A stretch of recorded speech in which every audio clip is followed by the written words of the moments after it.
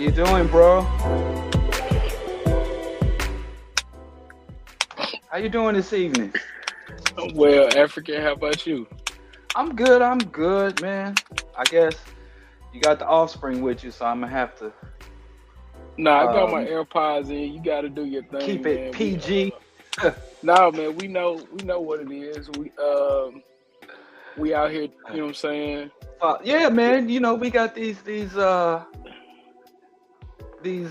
egg donors who don't want to take us. My son's here too. I'm Oh, here with my what? boy. Oh, I'm flying yeah, solo with my son too, man. yeah, man. So yeah. Hey, You say put, cool.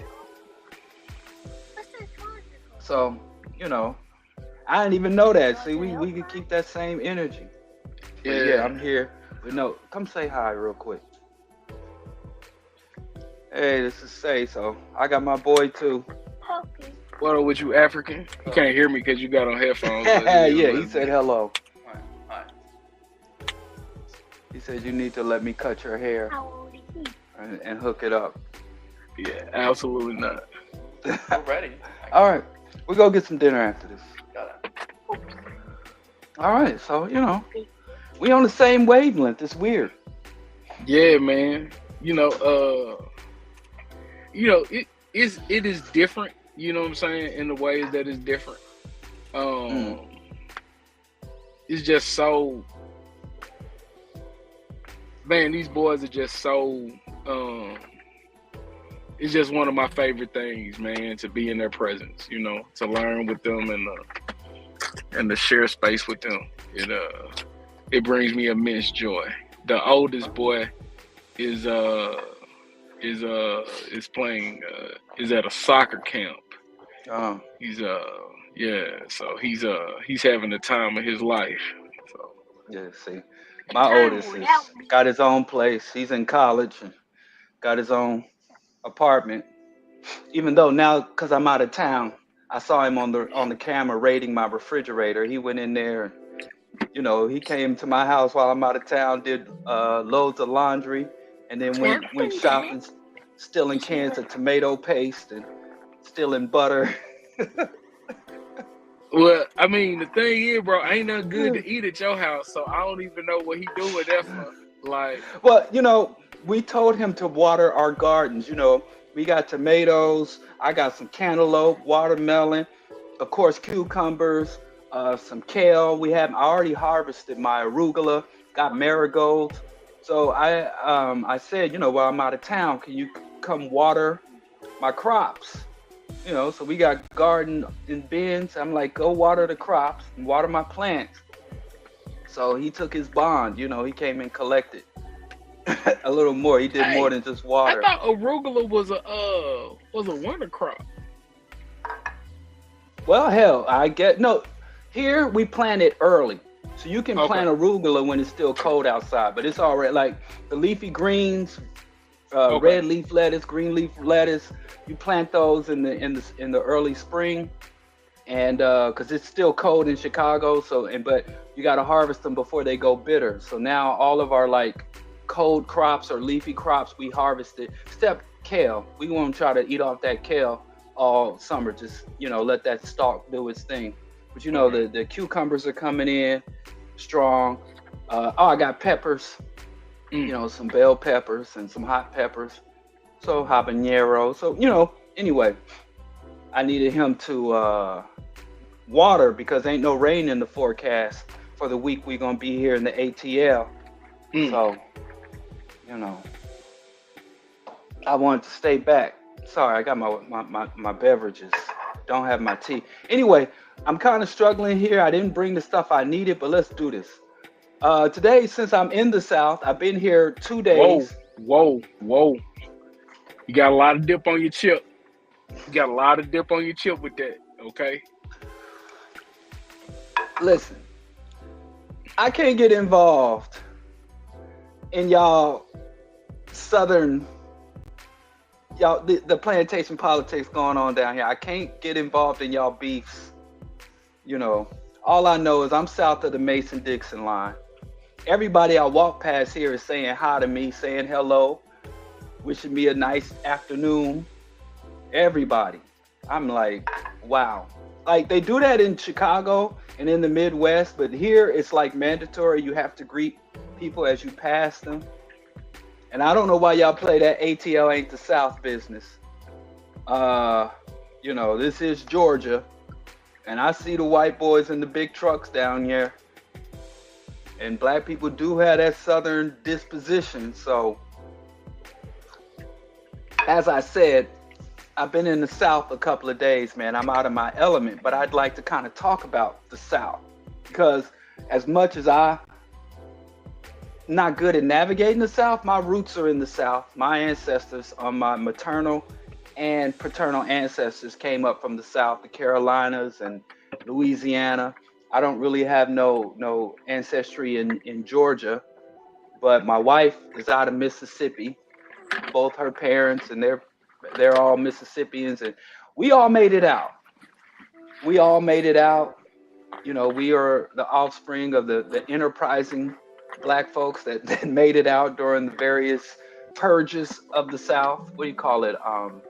The exodusters and the other great migrations. What they were really racist purges or ethnic cleansing. And I don't know why we whitewash that history. But my ancestors made it out, and I do have some survivor's guilt for you who weren't fortunate enough, who still ain't made it out.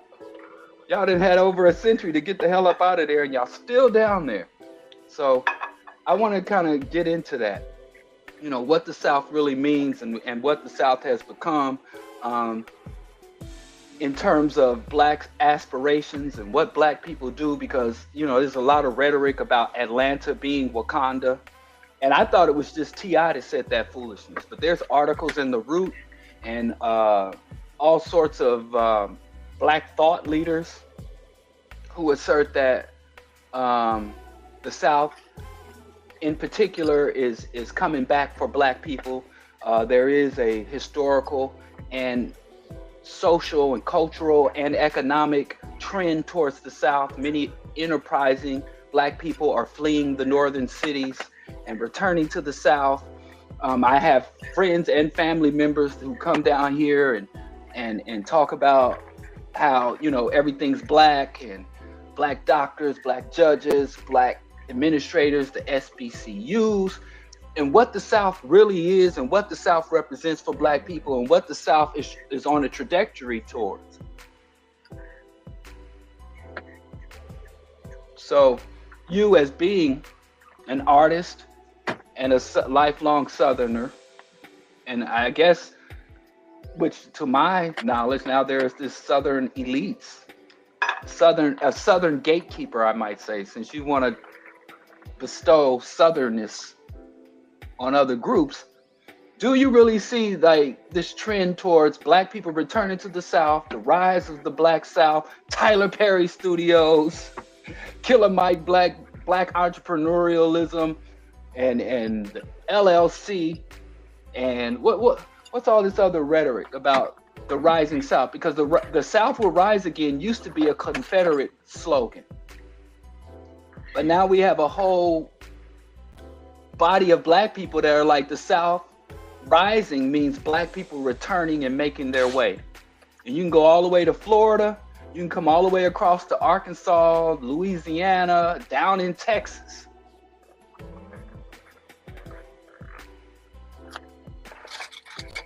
So there are a myriad of ways to respond to that. One of the things that I think is most interesting about it is this idea that, that I hear from these folk are essentially saying all of these things about the South is because they trying to play capitalism, right? And if that's what you coming back to the South to do, I mean, you really could stay, in your slum, rat-infested ghetto of winter where you are, if you're not coming South with new ideas and putting forth an effort to build some sort of alternative. You know, we don't necessarily need that. The other thing that one of the commenters just put in the chat, that you just put up on the screen is that, it's a better deal on housing. Yeah, like if you've worked, in a lot of instances, if you worked in these automotive industries, you work for the federal government, your retirement goes farther in the South than it does in, in your winter wonderland where you currently are. So, I get it. But the thing is that we don't necessarily need people to come back to the South to try to replicate systems of oppression.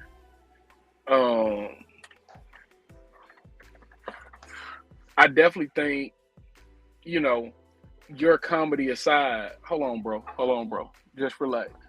Your comedy aside, I do think there is something to the idea of the South rising, but if you're not coming with a particular political lens, I don't necessarily think the South is going to be anything different than where you are, and I think that's the part that is most frustrating for me, is that these folk that want to build these things, that want to see these things, aren't coming to the South to build and engage with community in any real political way. Well, the politics of the South in any real way. And because of that, I don't necessarily know the particular value of their efforts returning. But all the newcomers, essentially, I got, a younger brother, I got cousins, I got a lot of relatives over the past 20 years who've migrated down south. I got plenty of friends, homies from New York to Kansas City to Chicago, very close brothers of mine that have relocated, and they all assert that they've been well received. Very few of them, a few of them have returned, very few of them have expressed regret for moving down there, but almost universally, it's been about taking advantage of the economics of the South. Cheap land, cheap housing, cheap labor, because many of them are entrepreneurs and they can hire workers at a cheaper rate. Automobiles, very low taxes, red states, taxation and low rents. They've really acclimated Christianity, of the faith. Many of the people I know that moved down there are people of very strong faith, and they love the Southern values, conservatism. A lot of Black people really embrace. I mean, aside, you take out the racism, aside from that, family values, Judeo-Christian values, social and cultural conservatism. So it is a lot of Black people that are kind of recolonizing the South, when you point to the fact that there are ongoing and embedded injustices that they don't have any intentions on challenging the status quo. They don't have any intention on unseating or upending the deep-seated ongoing oppression. Like I got a relative that moved to Texas, and the Texas has a overtly racist governor, overtly racist state legislature that is committing, human rights abuses. And when I engage with them directly or I see them post, it's not in their consciousness. They're looking at the houses they can buy, the money they're making, and the politics and injustices. They don't seem to give a shit. It's like Black people are down there to get their Tyler Perry on. They want to take advantage of the status quo as opposed to challenging it. And that's the point. So how does the South rise if that's what we're doing? bank accounts, decimal points. Yeah, nah, bro. Like, and That's what I hear about the rise. Tyler Perry Studios, yeah, BET. but see, that's what I'm saying. Like, and I get the comedy of it, right? Like, I understand the comedy of it, but the reality is, what's the difference in you and the white people that you say you voting against? The what's the difference between you and the Republican that you swear you hate?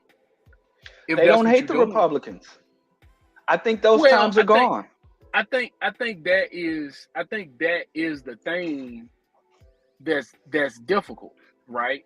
Like, I think that is the thing that is probably the most difficult, and I think that's where you and I have our largest disagreement, right? I don't think there's an issue of nuance in that, right? Like, I think ultimately, if you ask people the things that they believe, right? If you ask them, they'll tell you that they agree with you and they oppose the right. If you ask them very serious questions, no, they don't do it. But when you start asking them to kind of give you some evidence of these things that they say they believe, there is none. And the reason there is none is because we are all victim and playing in the cult of personality, right? Like that's really all we're doing. Like, we're not serious about the work at all. And I think that is the thing that is the most frustrating for me as a person that would like to think that I'm serious about the work, right? Like, I sit in community meetings with folk and I say regularly, if a white man would have came in here and said this, y'all would call him racist. And I think that is where we have to find ways to really engage with folk. And, as we say, regularly in my circle, all skin folk ain't kin folk, right? So what are we doing to start building community among those of us, excuse me, that want to see things be different? Like, what are we doing to get there? And I don't know if there is an answer to that. Well, I think what black people kind of missed from our radical era of the 60s and the successful COINTELPRO program, and just about every black person, regardless of their level of political consciousness, is aware of COINTELPRO and the prevention of a rise of a black messiah. And I think that black people as a group thought that the government's method for preventing the rise of a black messiah was to assassinate and incarcerate any rising messiah. But the reality is that's extremely inefficient, because what you do is create martyrs. And they saw that when they assassinated Martin Luther King. 200 cities burned down. The United States was facing internal and external, international upheaval and disruption. So I think they pivoted after the very strong response to assassinating and incarcerating, to changing the very concept and consciousness of black people. So now our concept of a messiah, and I don't even like that terminology, but I'm just using it because our concept of a black messiah moved away from being someone who was challenging the system to someone who was achieving within the system. It went from looking up to revolutionaries and rebels and radicals to looking up to entrepreneurs. To where if you have a black man that has enough money and exposure, he can literally go on a platform and say, I love Hitler, and not lose any black support. And black people will rationalize, not only is this individual successful in winning, but this individual is still speaking on our behalf and representing us against our enemy. So the prevention of the rise of a messiah was not killing messiahs as they rose, but distorting black people's very concept of what a Messiah is. And if you distort their concept of what a Messiah is, you distort their very concept of salvation. And again, I don't like that terminology, but I'm just using it to be consistent with the terms used by our oppressors. But I like it better how Dale Jones said, we lose so much we don't even know what victory looks like. So you have a lot of black people in the South and moving to the South who define themselves as winners, who define themselves as achievers, who define what they're doing as breaking family curses. And they're really further entrenching themselves into a system and institutions that is enslaving us in the world and dooming us in the world.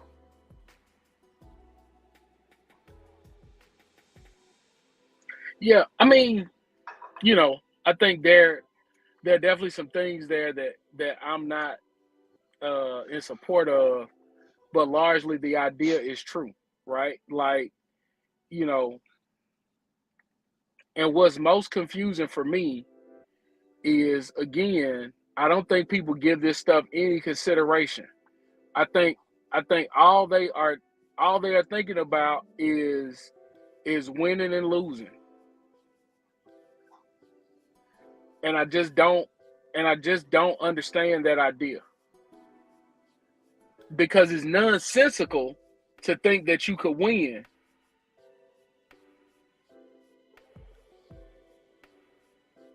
Like Dr. Davis in the history department at Jackson State used to say all the time, if someone would make an outlandish claim, he would say, "Man, I need a compelling document to justify that position."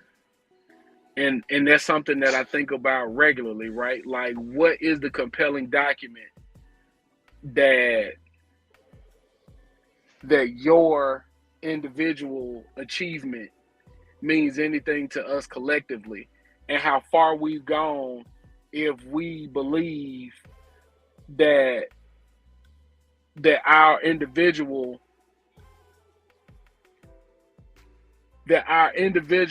whatever is of value, and we should be thinking about that more than we should be thinking about our collective condition. Because the thing is like I listen to a lot of the conversations on BPM, and one of the conversations that I think is just so fascinating is the conversation around abolition, because I have no way to say that I'm an abolitionist in any way. And one of the reasons that I say that is because I don't make enough money to not live by the people that need to be in prison. Like, my safety is legitimately tied to those people being in prison, right? And we could make a whole lot of larger statements around that, but ultimately the people that do bad things in my community are the people that end up locked up, right? And in that, I don't understand how a person could say that they're ever going to make enough money to not live by those people, because I've never seen a compelling document where that's the case, right? We can look at Malcolm X saying that it's an integrated community until you move in. And then once enough of us move in, all of those white people that you celebrate move away. And then you back in the community by yourself again. So what are the institutions that we coming in to build? What are the things that we're coming in to create that are going to bring forth value for us? And I just don't understand the value of folks coming to the South with their retirement to not engage. Like, you just in the way. Well, so how will the South rise? That would only, to be honest, just to be fair to the migrants, that would only be true if there was a burgeoning radical or revolutionary culture in the South that they're going to. Well, so let me stop you right there. Because one of the things that I think is most fascinating is how people that are not in the South are very quick to talk about what isn't in the South. Now, I live in a city that's 80% black. In that city that's 80% black, there are some radical positions that people take. I didn't say radical positions. There's radical positions in my city. Yeah, but again, if it's 9 of us and 90 of us are not, you just making it harder. I agree with that, but again, we can't really distort that reality. I live in a predominantly black. I live in the most segregated city in the Yeah, United but States. Chicago is not predominantly black. My community is. Yeah, In but my Chicago community, isn't. and when Yeah, you but when you look Chicago at the isn't. And see, population, all I'm saying is, yeah, you can't cherry pick a few black or engaged or radical individuals and say that represents the culture. You know, I'm from the Midwest. I've lived but for a those are time not on. black places, Diallo. Like, that's the thing. I called you a gatekeeper. I called you a I gatekeeper. am, Boy, you gatekeeping like and no I am, tomorrow. Now you telling folks what's black and what ain't black, and I'm and gonna where keep and black I'm gonna is and keep it where a black thou. ain't. Listen, bro, how many people live in Chicago? We around 4 million almost. 4 million people live in Chicago. Of that 4 million, how many of them are black? I say what they say. I think about it represents the country about 13-14%. 13%. Mm-hmm. I live in a city that is 140,000 people. Fraction. We got That more is black people 80%. here than y'all got black there. That is 80% black. I live in a community, Brownsville. Bro, no, you That is talking over about a 80% community. black. I'm talking about the city. Man, I'm not talking about my neighborhood. Okay, let's again. Yeah, we talking about the South. No. We can't brush this over because again, Okay. we're not having the same conversation. Now, if you want to pick your city council person that's radical, what can your city council person do? I wouldn't identify a radical city council person again, I'm talking about a city. There's no city council person that is anti-capitalist. Listen, again, I'm not talking about a city council person. I'm talking about in the city of Jackson, Antar Lumumba, Chokwe Lumumba will tell you he's anti-capitalist. And he's the mayor. And he's the mayor. The city council people, we got 5 of them that's black.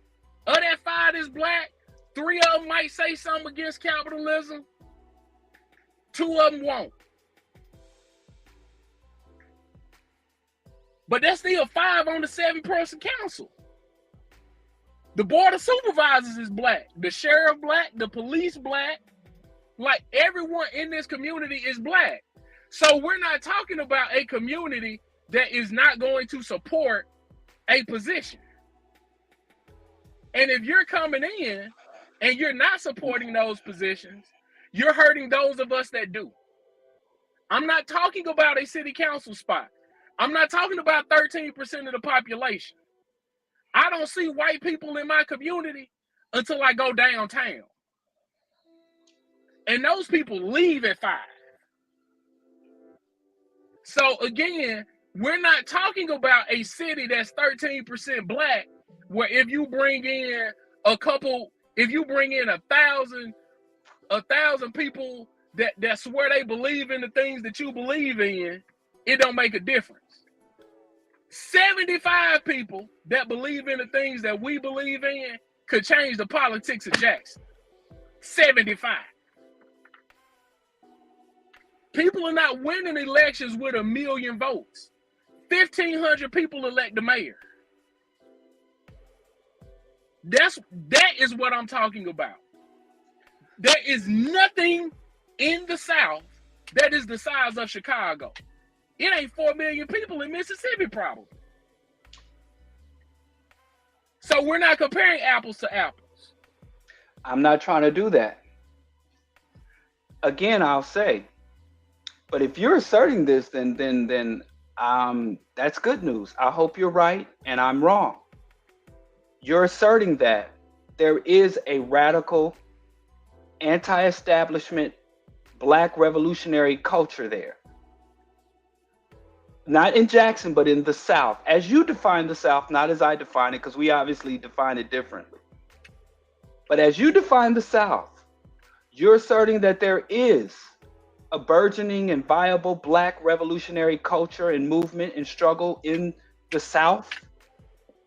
Yes, because I know the people that's doing the work. I was in the Oh, community in Little Rock, Arkansas. you don't need to Again, back it up. I'm just saying. okay.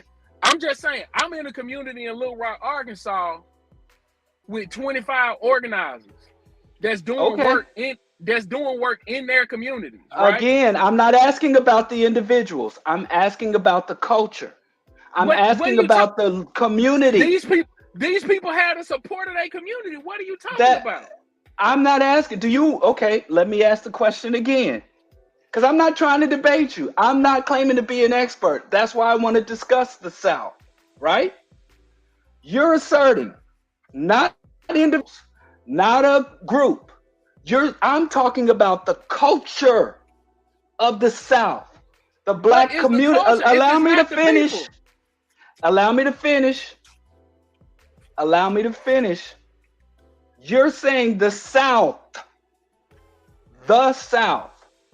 Yes, has black revolutionary culture.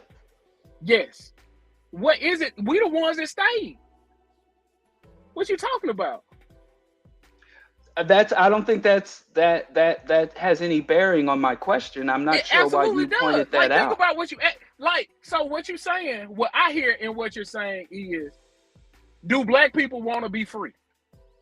Nope, that's not what I'm saying. That's what the question is That's asking that not I what I'm hear. saying. That's not what That's I'm the question saying. that I hear. So go ahead. But well, because you're not listening to me. Because I could line a dozen black people up against the wall and say, "Do you want to be free?" They all will say yes. But then when I ask them, "What is your definition of freedom?" I'm not. I would go out on a limb to say, out of that 10,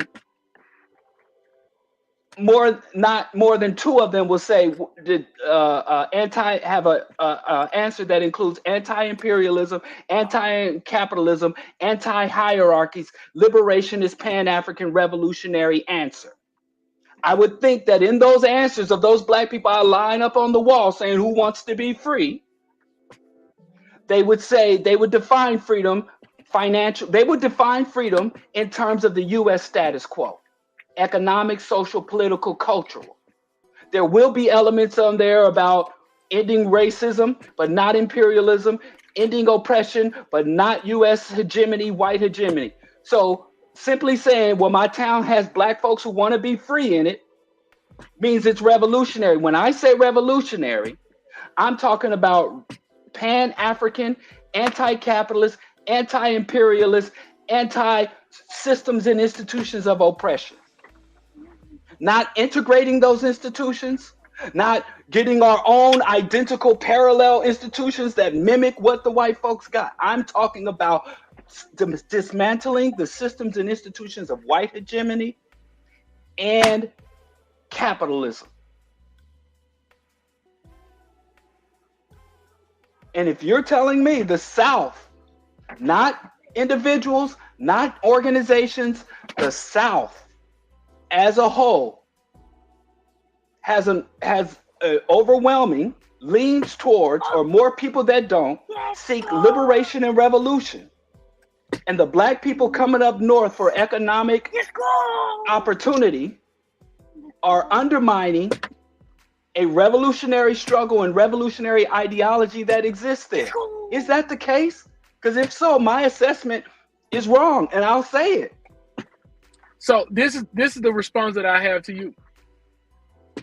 What makes you think that there are fewer black people in the South that believe those things I than don't there are think black that. people in other places I that don't believe think those that. things? The only thing that makes me think that there are fewer is the raw numbers. It's more of us in Chicago, like you said. If you're comparing Jackson to Chicago, yeah, there's more because there's just more, just the bell curve.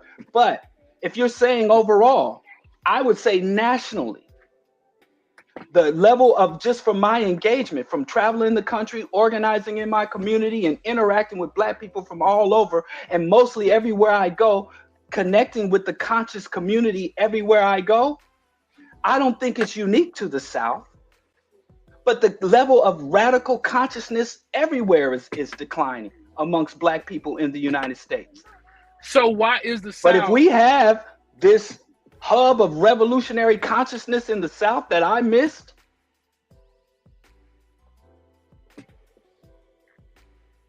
So why is the South treated as this backwards land of fearful Negroes? well, that the reason why the South is treated as this backwards land of fearful Negroes is, first of all, that was the trope that the white people gave. When the black civil, it goes all the way back to slavery, where the Southern elites, the Southern gentry, argued that the slaves were docile and happy, and said whenever the slaves rose up independent, whenever there was a slave uprising, they always said there was some agitator, some northern abolitionist. And even during the the civil rights movement, they said that there was a communist agent, Mm-hmm. Russian infiltrator, and any black person that was discontent with the status quo must have been influenced by the communists or some other foreign agent. So the stereotype of the passive, docile Southerner came from white people. Mm-hmm. And black people, just like our many other things, adopted and run with many of them. We were still raised and indoctrinated in this same culture. So unless we take some conscious, deliberate effort to dismantle our indoctrination, we're going to come to those same conclusions. But there is also another element to that. We know that the Bible Belt, the red states, that the whites in the South and the policies that they carry out, and they get away with shit that just doesn't happen in the northern cities or the West Coast or the Midwest or the Northeast. So the white people of the South flying Confederate flags and Klan marches and stuff, we know that the overt racist. Don't I didn't say the racist, because I think white people all over this country are equally racist. But I know from my own experience, having spent the summers of my childhood in Tennessee, southern Missouri and Tennessee, going in Arkansas, I know for a fact the whites down south are more overtly racist than the whites in the north. New York is one of the most racist places I've ever been. I've ever lived in. I lived there for a decade, and it is an extremely racist place. But the overt, you're not going to find Confederate flags or any of the other overt symbols of racism in New York that you find in the South. So people conclude that, well, since the whites in the South are so raw with it, so open with it, so on the surface with it, what's up with them black people down south? Because them white boys can't come to Harlem with that shit. So that's an ongoing conclusion that unless you do some more research, unless you do some more penetration of it, that's always been the case, that Southern black people are content and happy and don't want to stir things up. But if you're upset about that, be mad at the white folks and be mad at the Negroes who are actually content and happy and don't want to stir things up.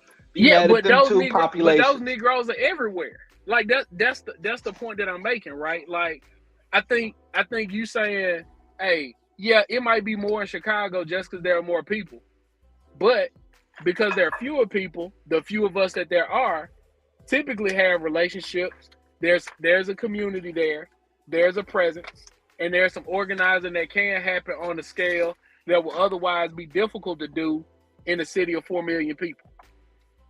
Well, we can't pretend like reality ain't real. Like you said, y'all the ones that stayed. My family came up on my great grandfather's side. My great grandfather Sonic's bull. He came up with the Exodusters. My father, my father's grandfather was chased out of the South, escaping lynching. My uh, my wife's grandfather, paternal grandfather, he was run out of the South, simply standing his ground for lynching. We all know that from the Confederate States, the former Confederacy, which is something I also want to talk about. Stronghold is in the South. The old Confederacy and the Neo Confederacy, the stronghold is in the South. So we can't pretend like, I'm not saying the whole country is racist, but we can look at an electoral map to see where the racism is concentrated. Come on. Yeah, I think that's that myth that, like, that, as you were just saying, like, we really got to talk about the white folks that came up with it. Because again, I don't hear you saying that the rest of America is okay. The South is just a problem. All of the United States, I agree with Malcolm X. If you south of the Canadian border, you're in the South. Absolutely. But as you so aggressively want to highlight, the cultures are different. Their circumstances are different. And I can sit here all day and talk about my issues and critique and criticisms of the North, and that's or the the thing, East, I don't think, or the Midwest. Diallo, I don't think that conversation is ever had. Then you don't follow the Bro Diallo show. I think we spend. I talk about Chicago nonstop. I call Chicago the sanctuary of hypocrisy. I talk about the failings and the racism in the North and everywhere. So I don't know where that come from. Bro, listen. If you go through this chat, I'm not able to look at the chat. I'm on my phone. If you go through the chat, if you pay attention to the smart people that talk, they act as if the South is in a completely different planet. And one of the things that you highlighted was because you were like, well, it's the pocket of the Confederacy and the racism is concentrated. I didn't say concentrated. I said overt. Okay. The racism is concentrated. Like, I don't know. I did not say concentrated. I said overt racism. Listen, bro. Now you splitting hairs. Now you doing the thing. I'm not splitting hairs. That's two different things. Now you splitting hairs. I never. Listen, bro. All you doing is giving people more ammunition to talk about when you start bringing up the Confederacy. Because nobody cared about the conditions of black people in this country. So it don't matter if you fought for the North or the South. You didn't care what was happening with black people. So I don't care, like, the statement of the Confederacy or the Union, like, it doesn't matter. Neither party cared about my well-being. So it don't matter if you fly a Confederate flag or not. Wait, what? Neither party, the Union nor the Confederacy, cared about my well-being. But one was abolition and one was for preservation of chattel slavery. This ain't about your well-being. Harriet Tubman and Frederick Douglass and the Africans at that time picked a side. It picked a side, and it made a difference who won and who lost. Making a difference? Really? Let's go into that. Because as soon as they saw, hey, man, we really got to keep going with this Reconstruction thing, that it's real inconvenient, we don't really care, they backed out and ran. So they didn't care. I wish black people, when we're talking about history and politics, would stop talking about caring and love or love for us. We have to talk about what interest. Did they do? We have to. What did they do? It doesn't matter if they cared about us or not. I'm not even sure. I'm not even sure where we're going with this. All I'm asking, you saying we need to get away from caring. You want me to change my language? I'm with changing my language. All I'm telling you is they didn't do anything. As soon as it got hard, they ran. That's absurd. Then as soon as it got hard, they ran. Who ran? The Northerners. That was the end of radical They didn't run. The Northern troops. They didn't run. Let's just be accurate. The Northern troops were extracted. They were recalled by the U.S. military. There were deals made. Black people were betrayed by the Union. They betrayed us for very specific reasons and to implement certain policies and to address certain interests. Yes, they didn't care about us then. They don't care about us now. I don't care about them. But the policies are what's relevant. The agendas, the strategies and tactics is what we have to talk about. White folks caring about us should never even be a consideration. Even if they do care about us, their care or lack of care should not be relevant in any discussions relating to any of this. But it did have an impact. History is relevant. Just simply dismissing them both, saying they don't care and let's move on because they don't care about us, that really doesn't inform anything. It doesn't really give us any level of guidance or any comprehension of what went wrong and how we can set things right.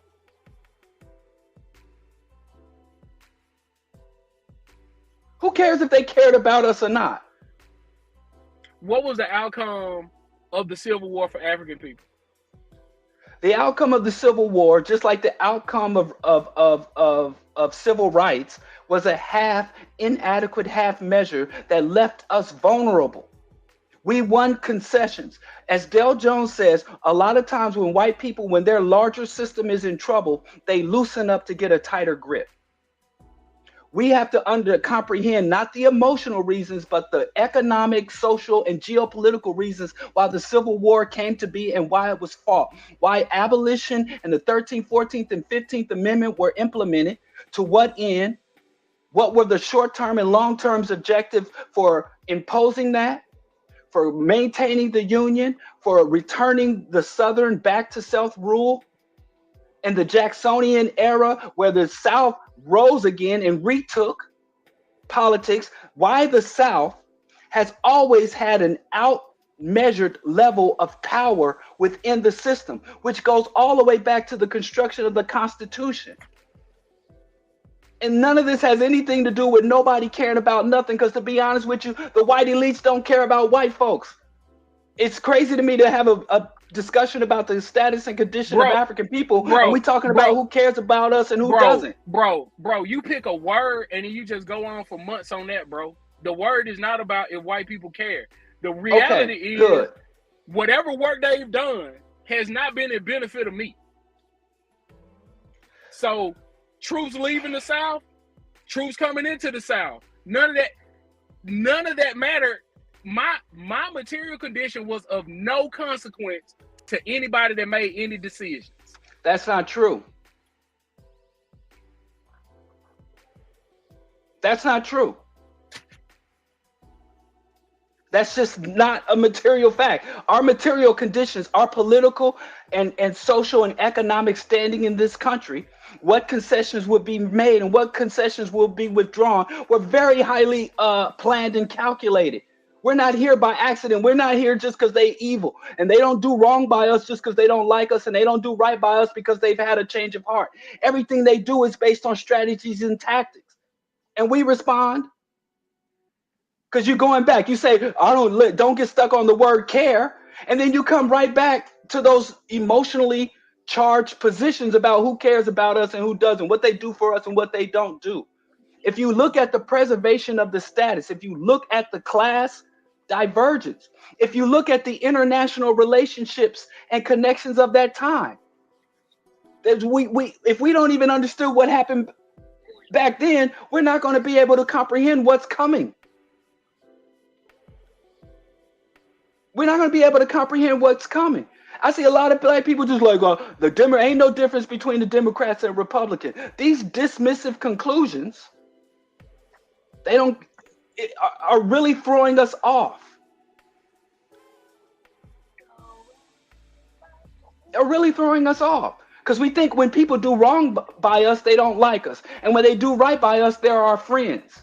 When people that hate us can do right by us because it serves their interest, because of their level of vulnerability, because of the risk or the optics, they can do right by us. And people who pretend to be our friends, who love to eat our food and intermingle and intermarriage with us, will stab us in the back. Not because they just hate us, but because it serves their interest. And here we are still talking about who like us, who don't, who hate us, who don't. When we don't need to talk about who like us or who don't like us, or whether someone's racist or not. What we have to focus on is our vulnerability. Even if someone's doing right by us, we still have to conclude, are we vulnerable to this person? They're doing everything right. They're giving us everything we deserve. But why are they in a position to do right by us or wrong by us? Anybody that is in a position to do you good is in a position to do you harm. So we need to deal with not black people being liked or disliked. We have to define what are our vulnerabilities, what are our risks, and fuck what other people feel about us. We have to look at other people saying what are their risks, what are their exposures, what is their vulnerability. Cold, distant calculating. So if we're going to discuss that, I'm talking about who like us, who don't, who hate us, who don't. That's not part of the discussion, or shouldn't be.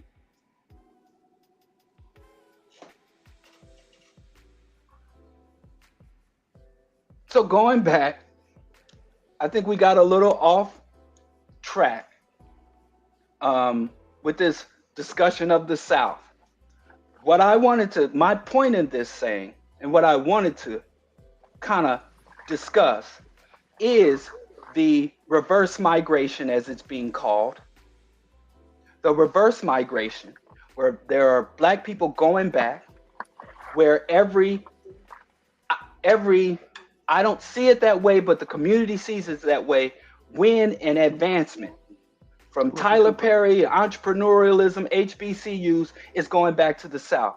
And at the same time, black people are making a reverse migration as the major northern cities, Chicago, DC, New York, the Bay Area in California are losing black population year after year. Black centers in the South are growing. And at the very moment that black people are not only returning to the South, they are achieving from as high up as Tyler Perry Studios to as low down as just the average black working class individual able to afford housing that they couldn't afford automobiles that they couldn't afford tuition that they couldn't afford in the North. At the same time that that's happening, including in your state of Mississippi, the white Confederates are also reasserting themselves. There are white people in the governorships and legislatures, senators and congress people that are imposing Jim Crow level pre-civil rights eras, from subverting the black vote, disenfranchising black people, draconian law enforcement. Because I wanted to get at you on that prison abolition thing, where you think mass incarceration is keeping you safe, when it's really that's not what I said. What's creating the threat. But that's a whole nother area we got to bump heads. That's not what you said. You said you need to you can't support abolition, when abolition is the only thing, because prisons are not a deterrent, and most of the most dangerous criminals, they enter the prison system to become more dangerous criminals. Right. So prisons don't protect our community. Right. But that's another discussion. But the dude that breaking my house ain't in my house no more because he in jail. But you understand that almost 90% of everyone who goes to jail is going to get out. Yes. Only a small fraction. And do you understand, when they go into prison, due to the divestment in programs, due to the horrendous conditions, due to the unsanitary conditions, the individuals, when they arrest a person that broke in your house, and they incarcerate that individual, as opposed to assessing what provokes him to do such things and giving him the support and resources so that he doesn't do that, they incarcerate him. He comes out psychologically and physically less healthy. Yep. And he also gets a firsthand education in brutality, exploitation, rape. So they release upon our community greater criminals. Yep. So the prison are feeding the violence and dysfunction in our community, not preventing it and not shielding us from it. But that's a whole nother discussion. You're getting me off. And I agree with everything you said. And so abolition, when he comes back into my community, when he breaks into another house. So that's why I said you have to, if you think that prisons protect you, you have to say you got to keep them in prison instead of almost 90% of prisons returning to civilian life. You say keep them indefinitely. I don't think that prisons keep me safe. Then why are you okay?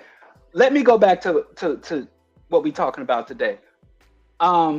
As black people are progressing according to capitalist definition of success and achievement, The white people in the South, in particular, because these type of legislation, there are areas, the Montanas and the Dakotas, but by and large, the regressive legislation, the black disenfranchisement, the death penalty, and other draconian law enforcement, um, the stand your ground castle laws, you know, the basically what's being now called neo Confederacy calls for breaking from the liberal government of the United States is reasserting itself. So you have these two dual phenomenons happening where black people in the South are under, according to many of their impressions, I wouldn't call it that, are economically growing, or black people in the South, as you would define, are asserting their power. And at the exact same time, the white racist, the white reactionary, the white fascist are asserting their power. And it seems like the white people are locking down the legislature, locking down the state capitol, locking down the police, National Guard, as black people are securing the bag. And do you see these two parallel historical and social phenomenons will one day are intersecting as we speak? Because I'm in Atlanta, where it's the Wakanda of the South, Georgia, and at the same time, you have a concentration of a black progressive city surrounded by reactionary whites, and the black elites by and large are aligned with the Confederates, with the whites, because they get more economic opportunity from the white capitalists and the white fascists than they do the progressive blacks. Right, right. Uh, I think I think the thing that jumped.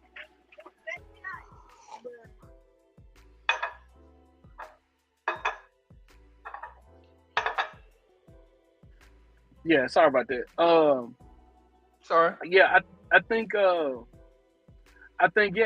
is definitely an assessment that I definitely, like huge chunks of it I agree with. I don't necessarily know what the outcome of it is because I don't necessarily think that the black people that are securing the bag are, even considering that reality. Like ultimately, because our communities are so segregated, typically where the black people live, white people don't live, right? So, like in Jackson, we don't really have any real interaction with the legislature because we're not really connected to what the legislature does to harm Jackson. Ultimately, we tend to think of it as a failure of black leadership. Um, in these other small towns where large, pockets of black people live, they live in very black places. Like neighborhoods are segregated in Chicago, but counties are segregated in Mississippi. Like if there are large numbers of black people in a particular county, white people don't live in that county. Uh, I think that the reality is so different that the people that are coming back in are just really uh, maintaining a general black disconnect in the political reality that we live in this country. Uh, and I don't know what we do about that other than keep working with the folks that's in our community. Well, I know that to me, I think it is basically, it's like I this quote, whenever I see black progress, I always think back to the pessimistic loosening up to get a tighter grip, because I find a lot of black people in the North and the South that pretty much take this position that you got to get money, and money is more important than politics.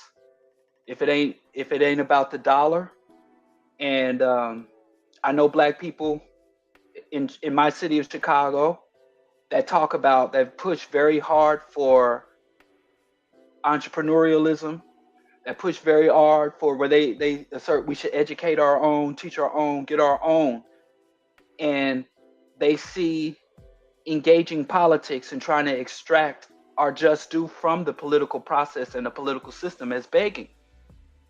And it's really funny to me, even Umar Johnson, when he was opening his school, and the same time he was talking about opening a school, he was telling black people not to vote because, and I'm like, schools are some of the most politically charged institutions in this country. And if you don't have any sway in the political system, you're fucked as far as the school does. Because when I worked with the National Black United Front and they wanted to open their A schools, before they even put down the agenda for the schools, they got their people on the city council and the school board. They were out registering people to vote and putting candidates up for the city council and the school board. And the only reason they got one of the largest continuous African-centered curriculums in the country in Kansas City, Missouri at one time was because they did the politics first before they did the economics. And that's even for when they started their business work in the entrepreneurial, and they think Target and these other mega corporations, Disney is giving millions to political campaigns and to the various political parties because it's their civic duty. So it's funny to me that so many striving entrepreneurial, secure the bag, rise and grind black people belittle or dismiss the political process in the United States. It's getting dark out.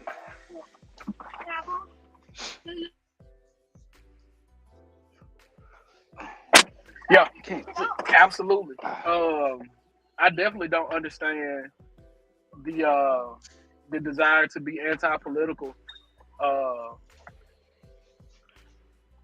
because the black condition is definitely dependent on politics. But again, I don't quite. It's very challenging for me, because the overwhelming majority is rich people aren't influenced by the politics. And that's something I haven't been able to understand where the evidence of that being true comes from. That's an absolute lie. Yep. That's an absolute lie. Well, the myth is because the United States is a capitalist system, and the myth is that capitalism is independent of the state, that we live in a free market, and therefore the political system has minimum inputs and minimum impact on the economic system. So in a free market, the government has a laissez-faire or that's what neoliberalism is. And black people, what they say, what Dr. Clark said, we out Pope the Pope and we out Muhammad. And when he said we out Pope the Pope and we out Muhammad, Dr. Clark was saying we believe in other people's systems more than they believe in them. So if an alien comes to impose their culture or their ideology or their philosophy on us, we tend to go harder with it than the people who invented it. Yep. So when I interact with a lot of black entrepreneurs, they spew to me not the reality of what capitalism is. They tell me what the rhetoric and ideas of capitalism, but they don't articulate the realities. You still have black people out here telling the community, if you save more than you spend, if you invest properly and responsibly, and if you follow these steps, you work hard, you sacrifice, you will succeed in America. And I don't even hear one black guru that says every 8 to 10 years for the last 200 consecutive years, there has been a capitalist upheaval. The bottom has dropped out of this economic system, and the only people that recover are the ones who get direct economic intervention. How many times has the auto industry been bailed out? How many times has the fossil fuel industry been bailed out? How many times has the media industry been bailed out? How much money does we think now is tech entrepreneur, and we're sending all black kids to code. And how much money every single successful tech entrepreneur has gotten rich through government contracts. Yep. Not one of them has gotten rich.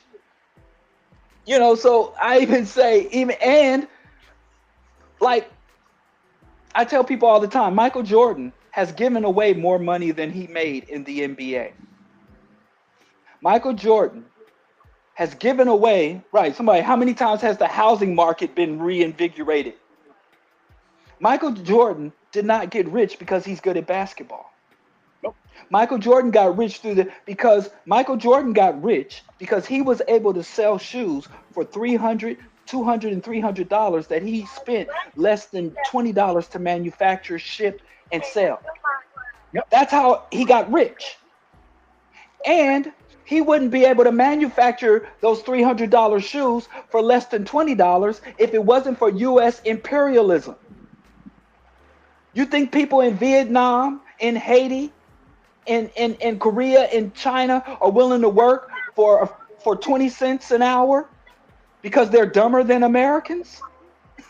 It's because if you don't do that, you will be embargoed. You will become a rogue state. Yeah. Yeah. And People so have no and idea you how much will this have stuff really Marine. costs. Exactly. So even Michael Jordan is basically a welfare queen. I mean, Trump told on Elon Musk when Trump started bumping heads with Elon Musk. He said every week Elon was on his hands and knees begging the government. So, but black people really believe that wealth in this system is a byproduct of an individual's hard work and an individual's investment, and not from individuals being able to lobby and manipulate the state to serve their interest. Absolutely. So, we are the true believers. Absolutely. So, but anyway, I think that recognizing that black people are returning to the South in order to get opportunity, and they're being inspired by and the South is, and we're going to go with my definition of the South. And in my definition of the South, which I have to say I got from the white folks, the white folks are the ones that came and draw the borders. So Georgia is a southern state that is considered part of below the Mason-Dixon line. Georgia's a southern state, which makes Atlanta a southern, deep South southern city. Again, that great Negro philosopher Chad Butler said, when I get off the plane, I got to change my watch. And Yeah, I got to change I'm in a different time zone. But I was about to make some comment about the South, about Mississippi, and about the education system, and about longitude and latitude.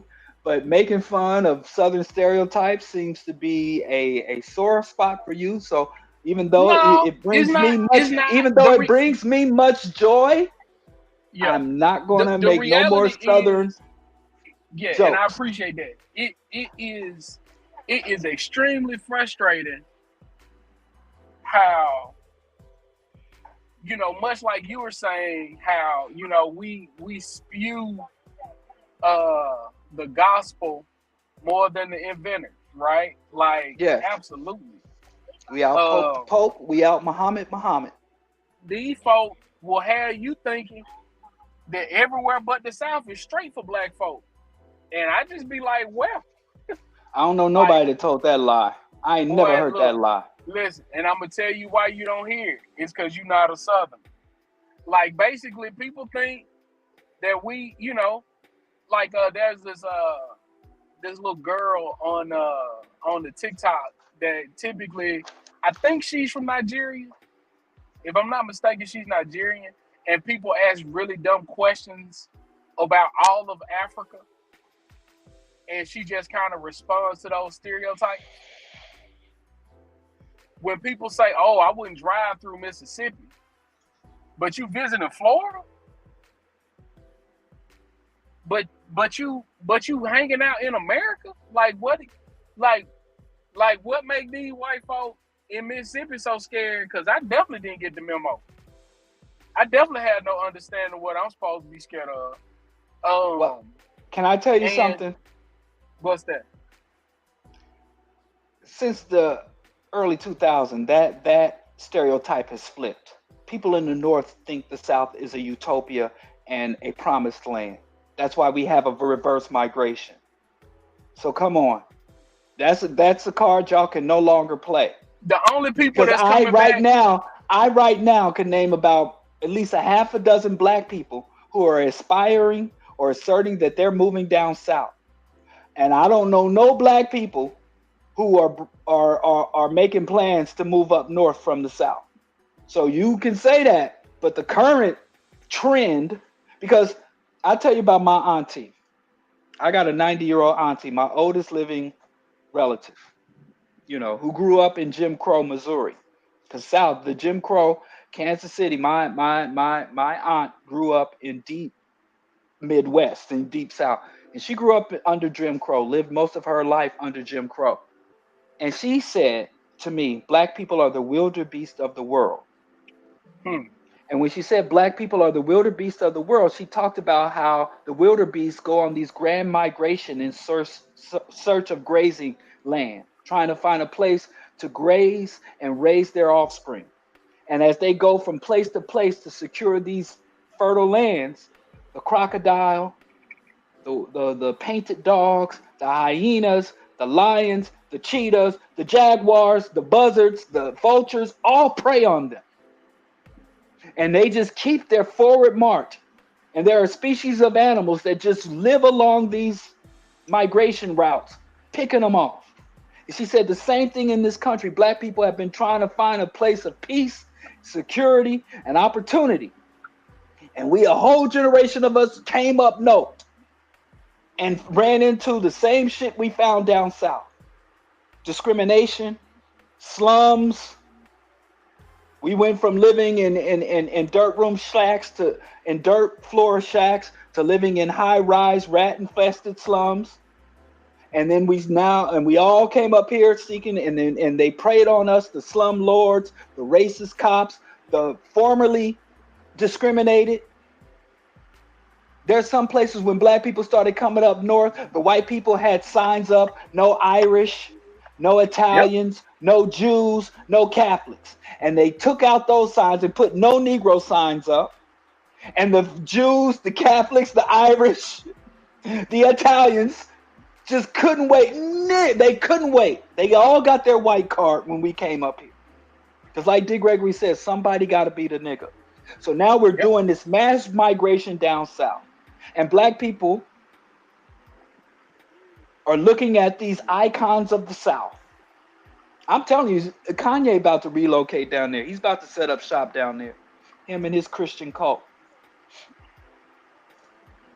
I predict before the end of this year, he's gonna if he doesn't leave the country, he's gonna relocate down south and he's gonna set up his presidential bid in the South.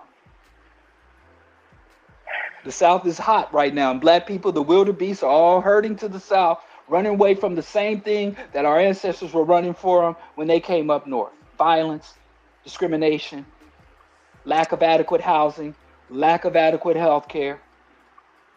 And the white folks are ready for us down there. They're in the legislatures, they're in the boardrooms preparing for all these black people. And they'll give the black people a few years to secure the bag. Oh, I got this house, I got this mansion for 250 and this cardboard paper mache McMansion. It's a scam that we're falling for. So Wakanda is about to come head on with the Confederacy. And I think Wakanda will lose again. Yep. Can we open it up for questions? You driving, doing Let- something dangerous.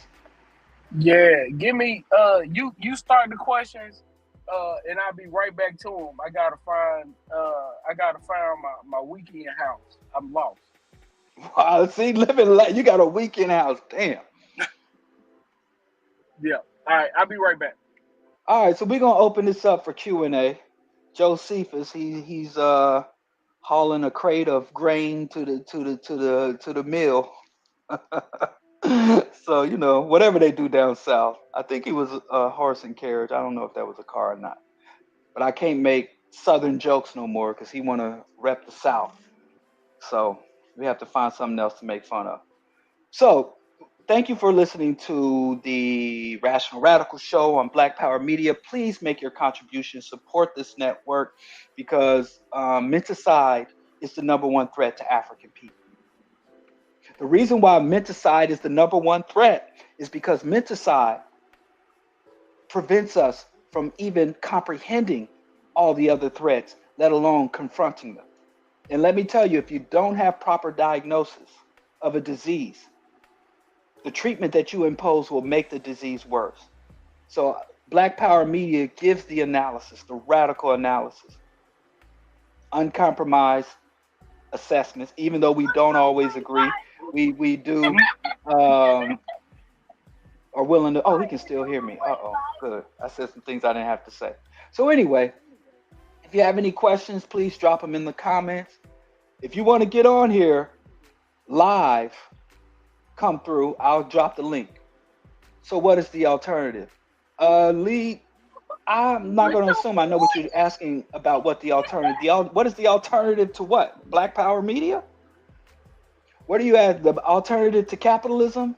The alternative to all of us moving down south? We've covered quite a bit this evening. So, can you tell me what you're asking? What the problem is? Is menticide a symptom of colonialism? Um, I wouldn't call menticide a symptom Y'all come because I on. think menticide is a core My disease. server know the code. It's a core disease. Um, I think a lot of things that we do are symptoms of menticide, but I would not call menticide a symptom. Um, menticide is defined as the systematic and deliberate destruction of a group's mind, with the ultimate goal being the destruction of that group as in whole. But menticide has is comes out of colonialism, but it's not a symptom because in order for a group to impose menticide on another group, they have to control the systems and institutions. The education, economic, political, cultural, religious institutions have to be under direct control, or else they would not be able to go through the systematic destruction of their minds. So, colonialism, white hegemony, white dominations of the systems and institutions. So, menticide, colonialism, or enslavement would be a necessity for the imposition of menticide. But unfortunately, menticide is a thing unto itself. So you can decolonize a country like much of Africa is decolonized. You can emancipate a people as we just celebrated Juneteenth, which is weird. I recognize and observe and honor Juneteenth, but I don't celebrate it. But menticide will remain. If menticide was a symptom of colonialism, if you got rid of colonialism, menticide would subside. But what we've seen firsthand that menticide will remain even if colonialism, enslavement, or direct colonialism is removed. So colonialism is a prerequisite for menticide. I think that's more accurate to say. I think semantics are very important. So menticide is a prerequisite. I mean, colonialism and white hegemony, domination of the institutions of a society are a necessity or a prerequisite for menticide. But menticide is not a symptom; it's a disease unto itself. Sorry, if you wanted to, I got that up. So, where did that come from? No, I think you broke that down to it is forever broke. I think that was it. I definitely was thinking Okay, along the people are same asking to lines. share the link. Are you willing to let some people come on and talk to us face to face? Skip, I know you.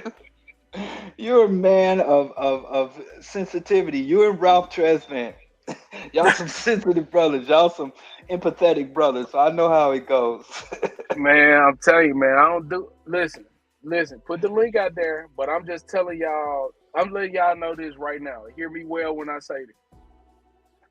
All the disrespect that y'all be doing on the internet, I'm just gonna log off. I'll catch y'all next Wednesday. Okay, Cause we're gonna keep it. We'll share the link, but keep it civil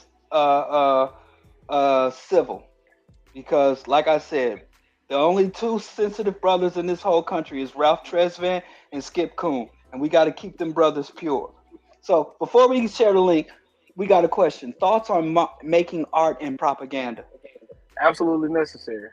Oh, that's what you stole. You sucker MC. That's what I was gonna say. Absolutely necessary. That's a no-no in your profession. You're not supposed to sucker MC.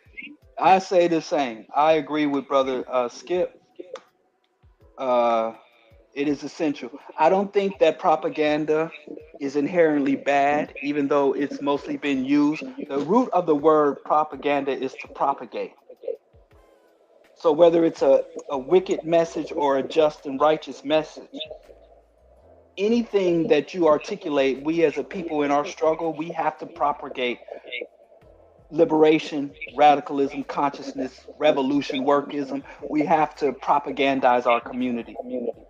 Absolutely. So the link is in. If you want to come live, you can get in the waiting room, and I'll bring you on. Okay, this is a comment. We offer questions, comments, and criticisms. So this is a comment. Black and white unite and fight. The problem is wealthy white people, but wealthy blacks like Kanye are their lapdogs. I'm going to say that black and white, I agree with the second part, but I don't agree with black and white unite. Simply because if you're a member of the oppressor group, then you are in a position to engage and confront the struggle without bothering with the oppressed group. White people can fight racism, capitalism, and imperialism and never come around us. Talk So that talk. I have serious suspicion of any black person that feels that they have to come around, any white person that feels they have to come around. But it's no different from any other group. It's kind of like sexism. Skip and I are dudes, right? And we say, well, it's our obligation to fight sexism and misogyny and misogynoir. But we don't have to get up in sisters' spaces or get up in sisters' faces and tell them about how we fighting for them. We don't have to remind them, or we don't have to join women's groups or come into women's spaces. We can be amongst men in the barbershop, on the ball court, in men's. We can be amongst men and fight for our sisters. That's it. I think that is the best answer I've ever heard to this question. Right. So I don't think white people should try to get with us unless they get a direct invitation. And those invitations should specify what we're requesting and how much of it we need and the terms and conditions and the expiration of that invitation. But I don't trust white people that come around us claiming they want to fight for us because you could fight for us and we never know your name. You could be in your home Absolutely. at your Thanksgiving table. You can be in a boardroom in a multinational corporation. You could be You can in the approve my government. loan at the bank. Exactly. And I don't have to know who the hell you are. That's it. So All now, right, we like, got somebody no. that want to come through. Lee Clifton, you're on audio. You got a question, criticism, comment? Yeah, yeah. Good evening, brothers. It's just the follow up to the question in the chat. As far as like Uh, black people moving to the south, what is the alternative? Um, you were saying before that a lot of black people, from my understanding, this started. It started with the pandemic.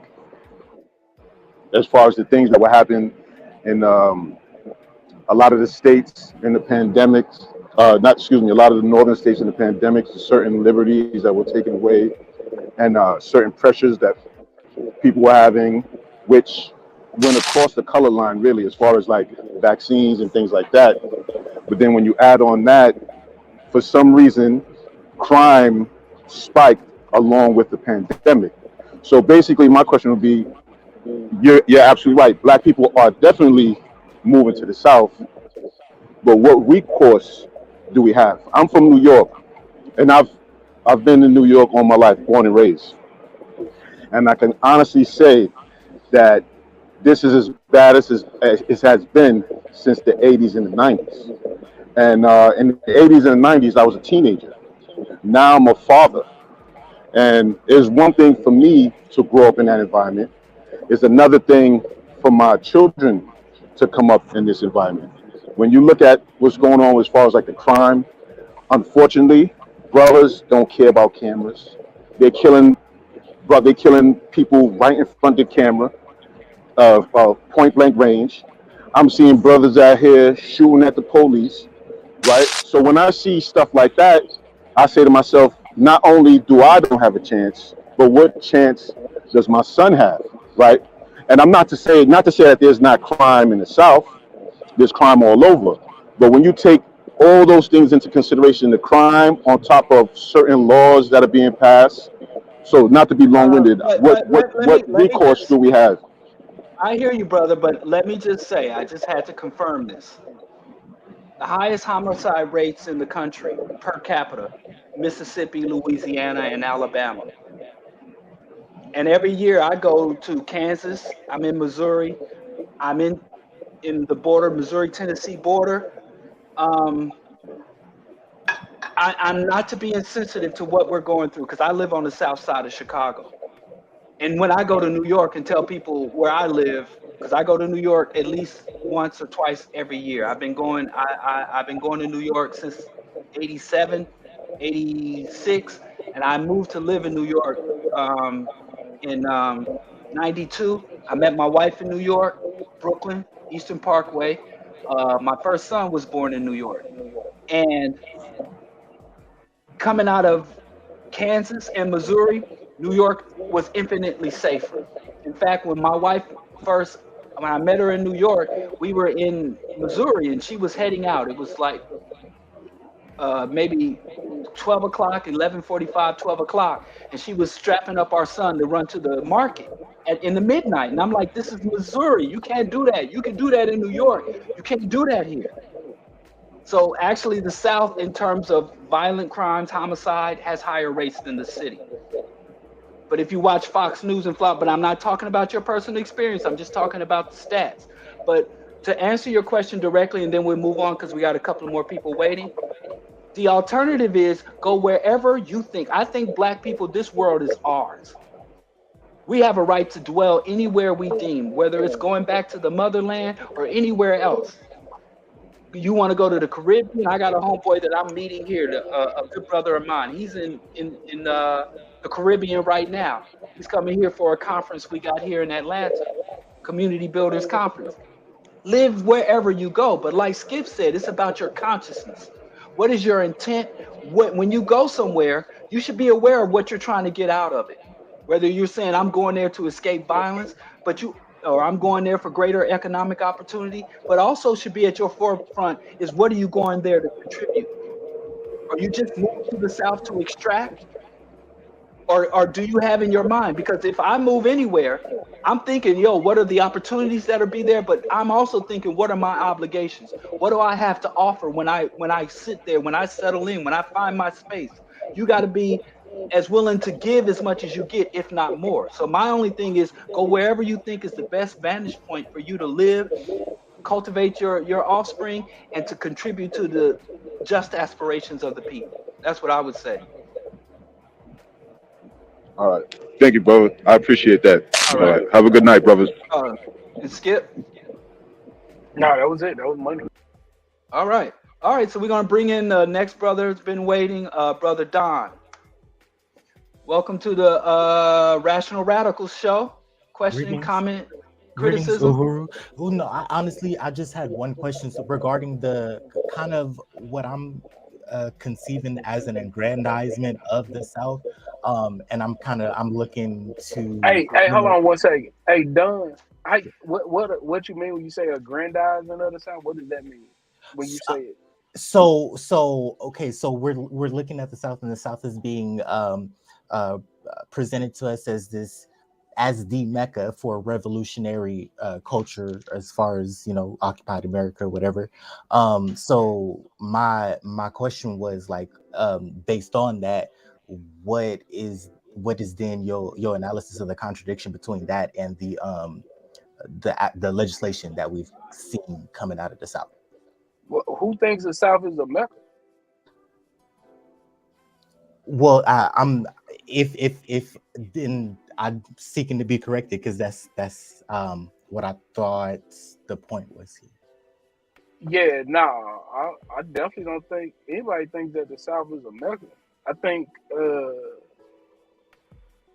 the South is just different. So now, like, I don't think that Diallo, were you presenting the South as a mecca? No, but I can see how someone would conclude that you big up the South more than it deserves to be bigged up. Oh no, I'm just in the South. Like I'm here.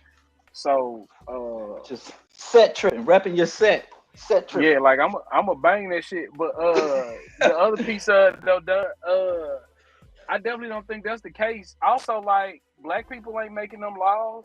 And what's the difference in the laws in Mississippi and the laws in New York, right? Like, handguns is a little different, but shit, like that makes a difference. True. I support regulating them goddamn guns. What you mean handguns is a little different? That's a big difference. yeah, I definitely don't do that. But yeah, like I don't think the South is a mecca.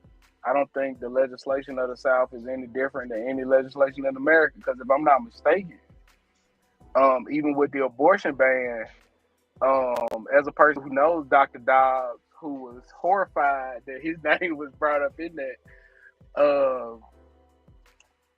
the Supreme Court filed it. Like, the Supreme Court said that that's a law, and those people not from the South. So, like, yeah, but it was the American southern law. states that had the trigger laws. It was the southern states that had the trigger laws. Let's not front. Come on, man. The Christian fascists, the evangelical Christian fascists have a strong stranglehold on Southern politics like they don't have in the North. Come on now. Okay. And you can make all them statements that you want to make, but at the end of the day, the Supreme Court said, yeah, y'all can do this shit. And the people yes, and abortion is still legal on demand without apology in the state of Illinois. And we got a bunch of Christian fascists here too. That's what's up. But they don't have enough power to take away a women's right to abortion in Illinois. What about everywhere else? Kansas too. Shout out to Kansas. I was surprised as anybody. They did their thing. I was really impressed with that. Okay, you got 2, but it's still 50 of them. You know what I'm saying? Okay. So yeah. But again, Don, it was nice meeting you, bro. I think your space is actually beautiful too. And thank you for listening. Like, and that's the only reason he came on here, to flex that foliage. Yeah. Okay, we all seen it. Now you can be gone, man. Get out of here. Yeah, that's the only reason he came. Yeah. That's why Diallo hate now. That's why Diallo hate now. But yeah, I wish I had the green thumb. Well, I'll be back next week. Yeah, I'll be back in the shop. Nobody cares about your rinky-dink play. Don got the play. I just got to get closer. I'm too far away. I got to reposition my camera. Don, thank you for coming. Thank you for being kind. Thank you for your question. And I really appreciate your energy, man. Thank you so much. I really appreciate that. Like this, if Don is gonna be on here, we can open this up every week because I'm with Don. All right. But the other clown, like, don't get on here being mean, bro. I'm not with that. Well, I mean, I don't even understand how I would get on here doing that. Like, I'm just bro. Listen, bro. People be treating the internet like it's not real life, and I'm not a fan of that. I come from a very different way of life. Diallo will tell you, people in the South will punch you in your face. Yeah, man, Southern. Yeah. So, like, so I don't do none of the disrespect. I'm gonna respect everybody pronouns. Yeah, I'm in the South. Everybody humanity. I'm not finna get into none of that name calling, and I'm gonna protect my peace. So thank you, Don. I really appreciate you. You should be on here. And then, like, Green was even cool, bro. I really appreciate you. Thanks so much, Don. And your plants are beautiful, way better than Diallo plants. His plants is trash. All right, this will be the last time we see Don on the Last Radical Show. All right, bro. Bye. All right, we're going to the next person. Go. Question, comment, criticism. Yes, Uhuru. Can you hear me? Uhuru, Right on, yes, I brother. hear How you you just doing? fine. I appreciate y'all. I appreciate y'all. I appreciate Black Power Media. I'm a member of the Uhuru movement, and as the chairman All of right. Mali, as the chairman of Mali Shatella says, like we have to build dual and contending powers, and the Black Power Media is an institution ran by the working class, Black working class, controlled by the Black working class, and for the Black working class. So I commend your comrades' efforts. I want to send my salutations and solidarity and here to work with y'all. You dig what I'm saying? Also, with regards to the discussion at hand, my question is with regards to Black people moving to the South. I unite with the comrade said earlier in sentence, the world is ours. Every square inch mile belongs to the original people of the planet Earth. It belongs to us, and wherever we lay our hat, excuse me, that's our home. So I would just like to say, like, for example, Haiti won its independence from, the imperialist powers at that time, like France, I'm saying, Spain and America, and one of the things that I feel like, my studies have brought me to understand is that the reason why Haiti could not sustain its independence because Africa was not liberated because they didn't have, we didn't have full control over our natural resources on the mother continent. So how would you juxtapose that to say, our struggle to, own some land, say if we pick in the South for now, because, the South is lit, you know what I'm saying? Like the brother said, the South is where it's at. Yeah, I'm saying, I love my brothers. I'm in Brooklyn, by the way. New York, Brooklyn's Brooklyn where it's at. representing. Yeah, I'm saying, and I remember the Yahoo movement. We out here organizing, get with us, but it's a worldwide struggle that we in.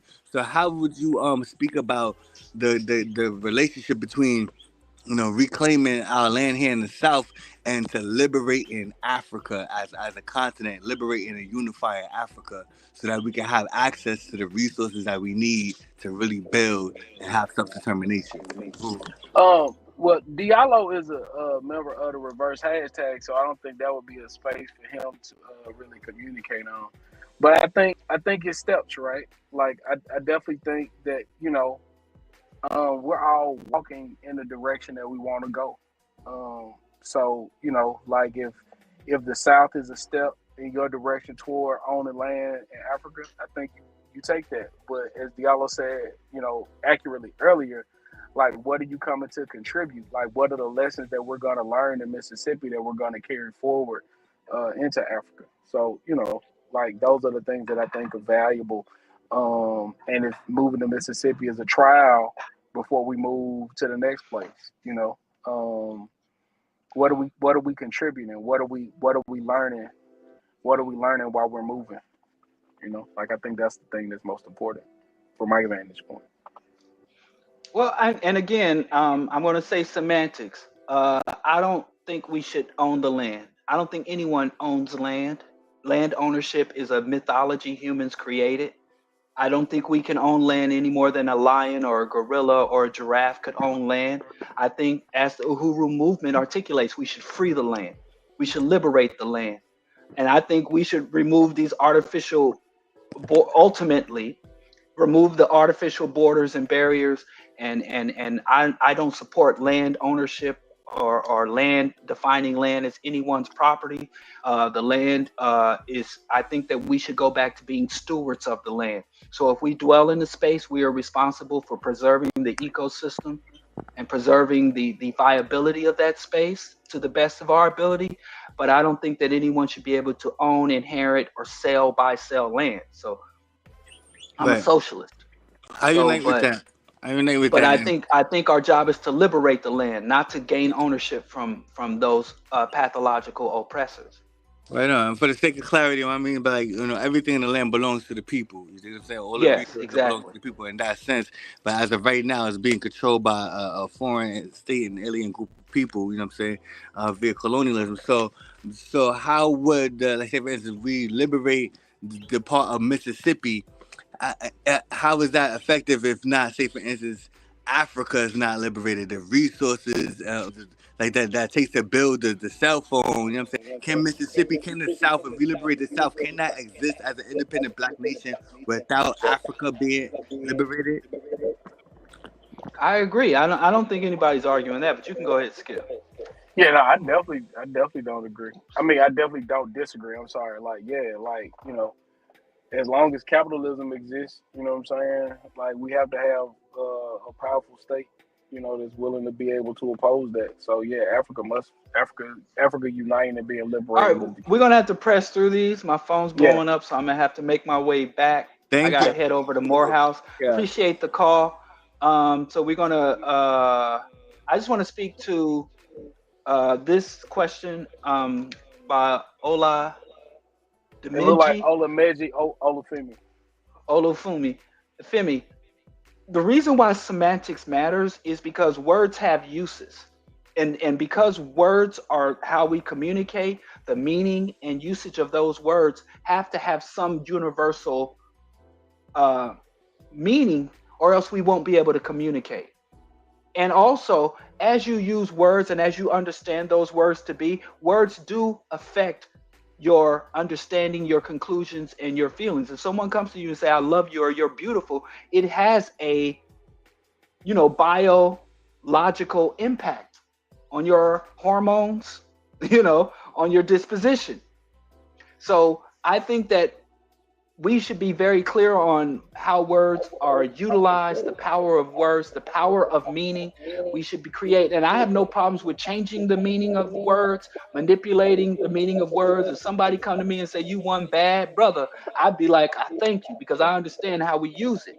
But in terms of the meaning and the weight and the relevance of words, I think it is necessary not just for communication, but also for our having greater levels of understanding and comprehension, and your understanding and comprehension guides and directs your actions. He So, just like to argue. He just like to and I argue. like to argue. Let's go to the You next. know, Bishop Hogan varsity debate. Shout out to Check and Youngie, my debate partner. We killed it. Yes, I did varsity debate. I got a varsity letter in debate. So, yes, I do like, you know, in political science, public policy. Oh crap, Kalanji's watching us. We gotta do. Hey, All right, let me get. what up, Kalonji? Don't want to butcher your name. Burhan, you're on live. Question, comment, or criticism? Yes, sir. Peace, peace, brothers. You guys can hear me? Peace. Yep, hear you Hey, clear. yeah, yep. Real quick. It's just more of a general question, honestly. And I'm hoping it somehow goes along with the conversation you guys have been having. As far as like the path to liberation or revolution, right? And the analysis that we develop or adopt. Would I made a comment earlier about the BLA versus the Black Panther Party, right? And their analysis, and I forget how different or how similar they were, obviously, but like I found it troubling that the I guess the head honchos of the Black Panther Party, like Huey, ended up being registered Democrats, and obviously that doesn't take away what he contributed.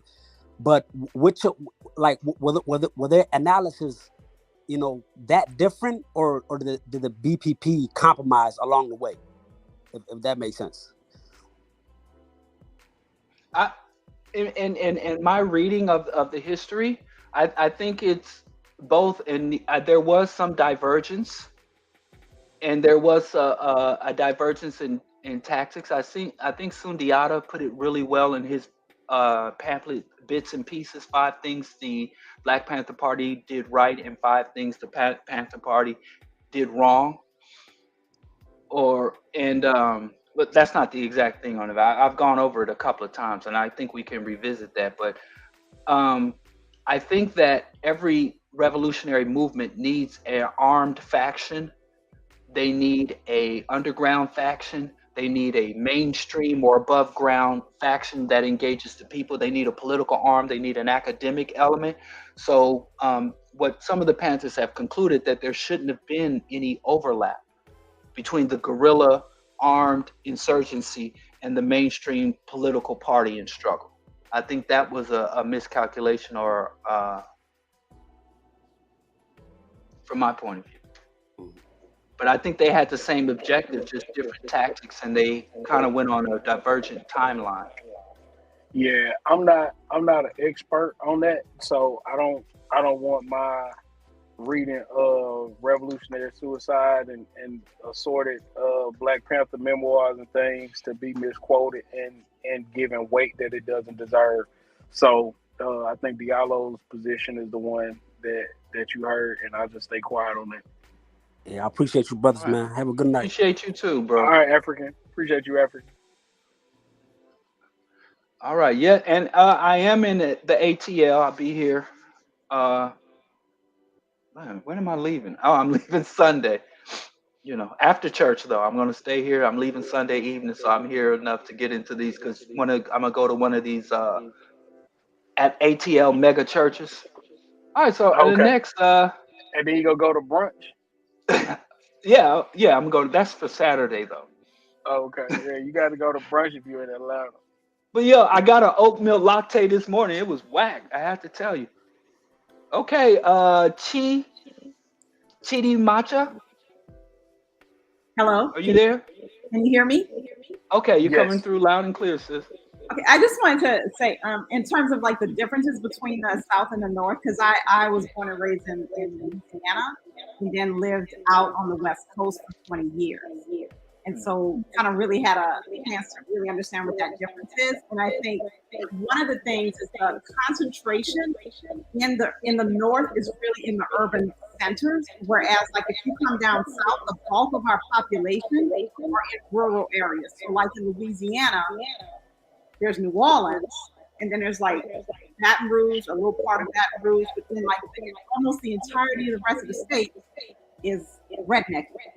Whereas in California, so then that's the bulk of it. So then when you do things like a presidential election, we can't win. Like it's the bulk of the state is that like basically rural Republic or conservative vote. Whereas like on the West Coast, there were so many urban areas that were concentrated. That's where you have the population, people exchange ideas, people. But then when you left those urban areas, parts of California was like driving from south. So once I would go up into parts of Northern California or go into Eastern California and driving around, like that was kind of fearful. So I mean, people Yeah. in California, they're just driving around. They're going from San Francisco to Oakland, to LA, to San Jose. So they keep moving around the state, but they're moving around the state in all of these urban areas, so they don't really see their state for like the redneck components that were there, because in the urban areas they outnumber those components. Whereas in the South, our rural areas outnumber the urban areas. Because outside of Louisiana, it's New Orleans. Outside like Mississippi, it's just Jackson. And I mean, I've been to Mississippi. That's a small to Jackson. That's a small urban area. Same thing with it's really Atlanta, and it's so that makes the difference in how you experience the South versus the North. I think for me, at least for me, that's what it was like being there for being outside. You talk so long. talk that talk. You right. I mean, one, I can hear that you from Louisiana, so I know that you got a good upbringing. You come from a very strong place. I appreciate your energy. Thank you so much for teaching this heathen on the line. I really appreciate you listening and being a part of this conversation. Thank you so much for all that you brought. Thank you, And sis. I agree with you. I agree with you wholeheartedly. That's what I've been telling this man that don't listen. Well, I have some. I'm gonna let it stand on that. Well, then, Oh, and then Like you said, I one made it out. Y'all mad because I made it out. no, then yeah, one absolutely not. Go ahead. I said when I was when I first moved to California, people would look at me like, "Oh, you're from the South. You must be so glad to be out here." And I was in the midst of something like the covert racism, which I had never experienced before, because we got our rednecks out in the open, like they don't hide. Whereas in California, I was interacting with them, and they were in hiding, and so it produced a different level of stress. Whereas when I would come back home and look, I saw people kind of, I don't know how to describe it. Not necessarily, it's a very insular environment because they're not dealing with that psychological stress of every day you have to interact with your oppressor. And growing up, like I went to Black schools, I had Black teachers. Like I knew where the white folks were. Like I didn't have to be around them on the day to day. Now, structurally, it's the same. Economically, things are happening, but that's kind of happening in the same way all over the country. But just in terms of that day-to-day interaction, for miles and miles and miles around, there just weren't white people that I had to deal with and interact with. And so that produces a different kind of mentality. So then when I would come home, like my parents and my cousins, and so they couldn't understand the type of racism that I described, being specifically in the Bay Area, in San Francisco, and that quality of life that it produced, that stress level that it produced, because they were just down here like, oh, okay, well, whatever, just don't go by that. And I mean, they didn't get it because they didn't think to deal with it. So it's not that it's like a utopia, but it's just very different. And I think it's different because of the way the populations are concentrated in areas of the north versus areas in the south. That's all. Yep. That's it. All You right, so sis. wise. Thank I you. appreciate you. Thank you so But- much. You so wise. I really appreciate what you brought and the way that you see how like a woman saying it to you and just like present it to you. Just look how you smiling and twisting in your No, chest. I have to You ain't say, even frowned out. I came up in the Midwest, and when I first went to New York, it was my first experience in my life walking miles and miles in any direction and not seeing anything but black people. That happened to me in New York City. Up and down Church Avenue, Nostrand Ave, Utica. I would walk miles and not see. And it was the first time in my life I ever experienced like a white person moving out of my way without any type of provocation. Like when I grew up in Kansas City, just a mile off the Kansas-Missouri border, about 3 miles off the Kansas-Missouri border, I never saw a white person like get out of the way of a black person that was walking on the sidewalk or up the block. When I got to New York, that was the first time I ever saw any of that type of stuff. And like I said, y'all can give me the Woody Allen racist. Y'all got the Mad Dog Cowboys. Overall white. I just saw some white dude carrying some huge sewage pipe on his shoulder.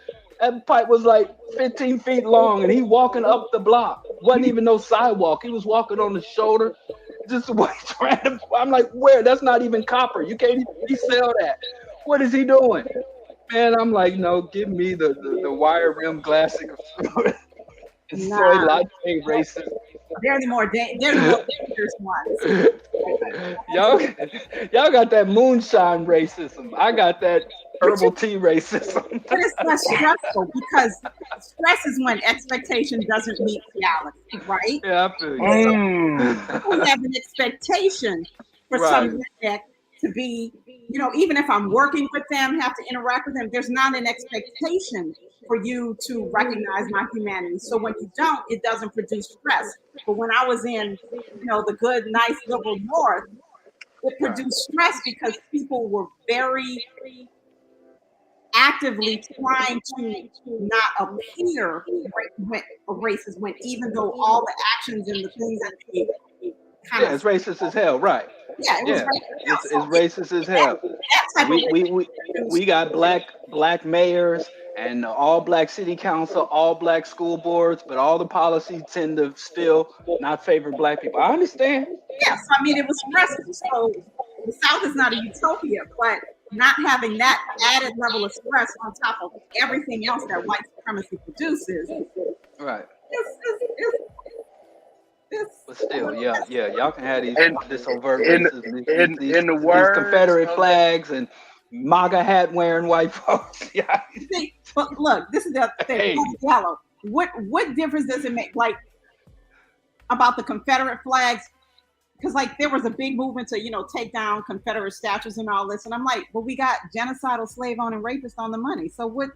But people looked at. And let's do that. Look, yeah, I understand, and listen.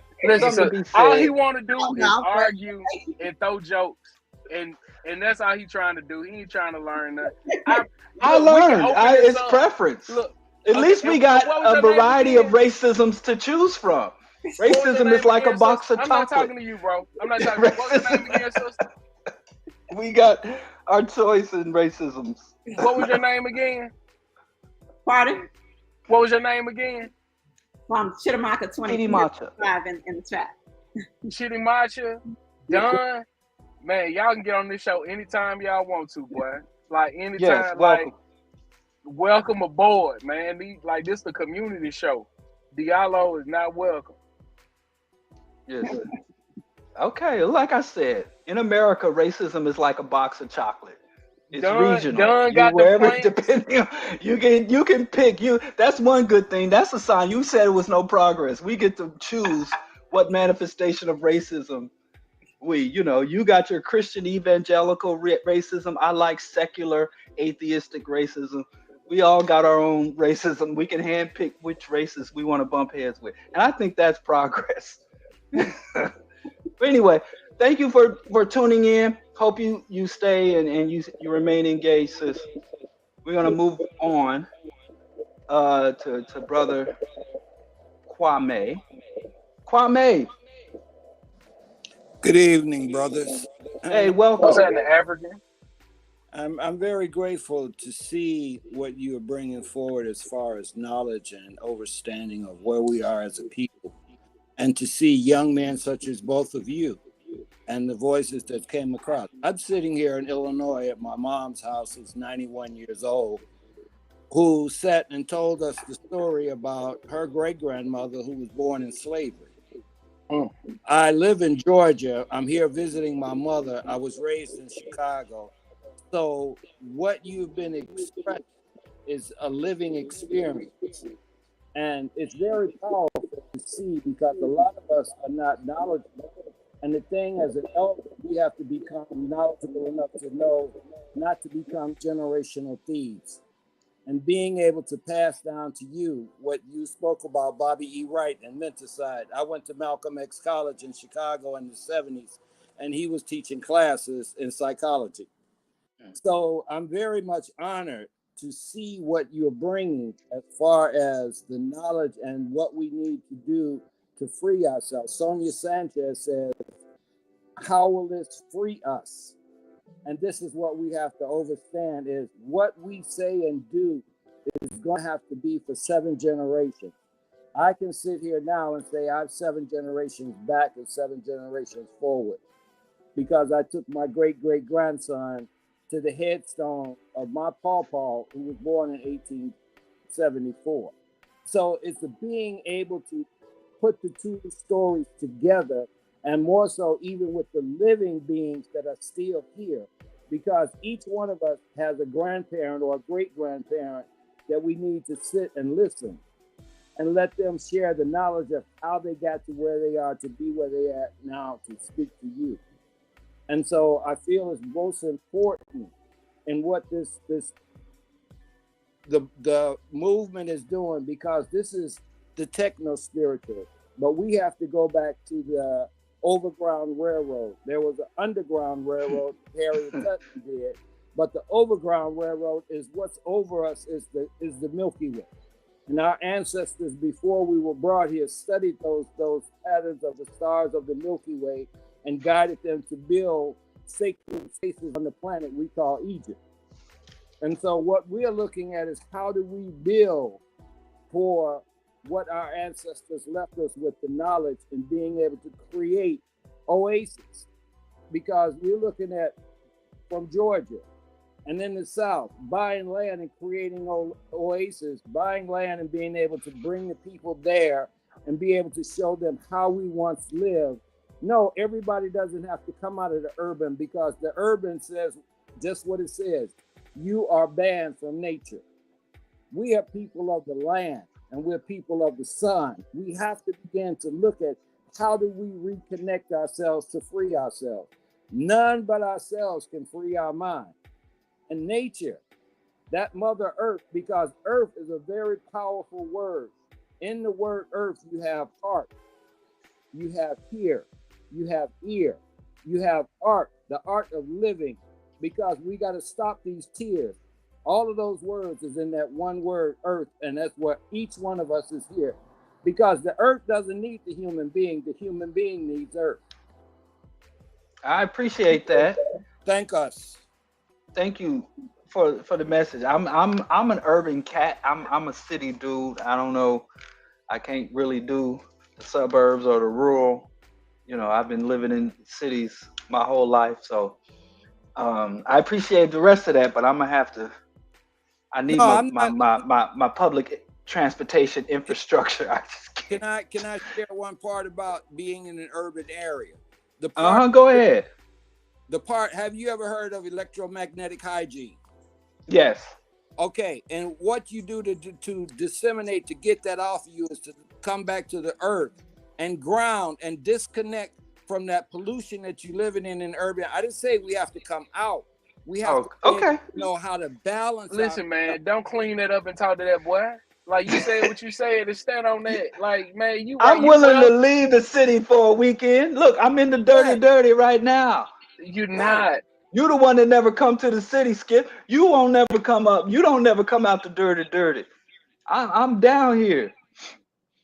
All right, but I So said I had to share that because I'm enjoying this, man. Sitting here listening to another generation because You are banned. That's you are what you are. banned. You are banned. That's That's what I'm what it talking said. about. You are banned. but hey, listen. I like to say I got my Chicago transit card. I can get on the train and go anywhere. Got my library. No, But I see, like the cities. I like the do you culture and go the over to the atmosphere of the Comedic cities. Institute? You're in Chicago. No, Yeah, yeah. listen. He I ain't ain't been in doing a none of minute. that. I have to. I'm gonna go. I'll be in Kansas City in a few weeks, and I'm gonna go to the World War I museum. Just saying the museums and the art and the culture and Museums are the places of music. stolen artifacts from a people that couldn't create. Right, I agree. I agree, but you got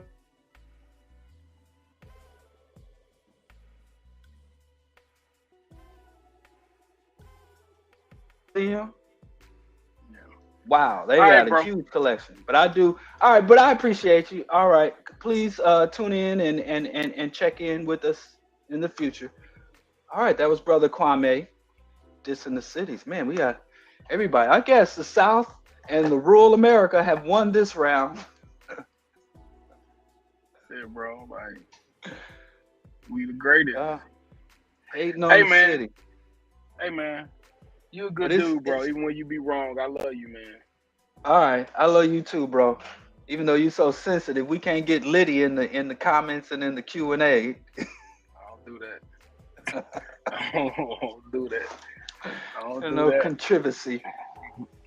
But anyway, I Yeah, bro. appreciate you, man. You're a good role model. Help me to hold it Hey, man. together. Hey, bro. Well, I gotta go figure out a little post training meal for my kids. This Yeah, is where their am I gonna fire. get some vegan food at 9 o'clock? Is it not? It's yes. What time is it here? Damn, it's 10 o'clock. No, it's definitely not I gotta nine go o'clock where feed you my at. child. It's 10 o'clock. Yeah. It's time zone business, man. Huh? Yeah, that's why I don't leave here. But hey, man, Yeah. hit my line though. Especially about that Kansas City thing. Hit my line. I want to ride with you about that. So hit me when we All get right. up. Yeah, yeah. I'll be in Kansas City in a few weeks. All I'll right, show for you sure. around. I'll I protect bet. you. I don't need no vegan protection. Them cats in KC are wild. They call it Killer City, state of misery. Killer City. Don't. That's why people don't even hear about it. Let me tell you something. It ain't just barbecue and football. Them cats is wild, but you be straight. Hey, bro, man. Hey, hit my line though, bro, for real. Hey, man. Hey, Absolutely. listen. I appreciate 2 weeks. y'all for being kind on the internet, man. I really appreciate that. I Oh, know that be wait. You hard for gotta some of close us y'all. out with a prayer. Right on. Uh, thank you. Thank you for our ability to share those things that we think. Thank you for those that love us. Thank you for those that build with us. Thank you for those that come to us. Give Brother Diallo traveling grace and journey mercy as he moves about. As we all learn and grow together in community, we thank you. Amen. All right. Until next time, everybody, Rational Radicals, every first and third Wednesday, 7 o'clock Central Standard Time on Black Power Media. All right, y'all. Be safe. and the Right on struggle to the real. continues. Peace.